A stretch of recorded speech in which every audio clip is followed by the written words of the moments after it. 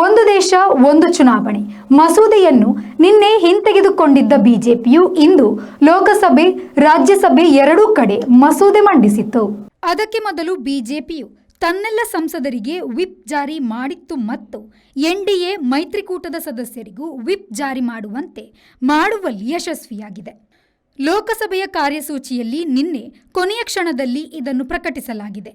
ಈ ಸಂಬಂಧ ಸಂವಿಧಾನದ 129ನೇ ವಿಧಿಗೆ ತಿದ್ದುಪಡಿ ಮತ್ತು ಕೇಂದ್ರ ಪ್ರಾಂತ್ಯವಾರು ಕಾಯ್ದೆಗಳ ತಿದ್ದುಪಡಿ ಮಸೂದೆಯನ್ನು ಕಾನೂನು ಸಚಿವರಾದ ಅರುಣ್ ರಾಮ್ ಮೇಘವಾಲ್ ಮಂಡಿಸಿದರು.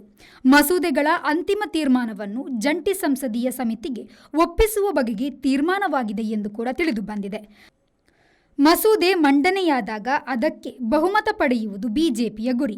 ಅನಂತರ ಚರ್ಚೆಯ ಬದಲು ಸ್ಪೀಕರ್ ಓಂ ಬಿರ್ಲಾ ಮೂಲಕ ಜಂಟಿ ಸಂಸದೀಯ ಸಮಿತಿಗೆ ನೀಡಲು ಎಲ್ಲ ತಯಾರಿಯೂ ಸುಸೂತ್ರವಾಗಿ ನಡೆದಿದೆ. ಬ್ಯೂರೋ ರಿಪೋರ್ಟ್, ವಿ4 ನ್ಯೂಸ್, ದಿಲ್ಲಿ.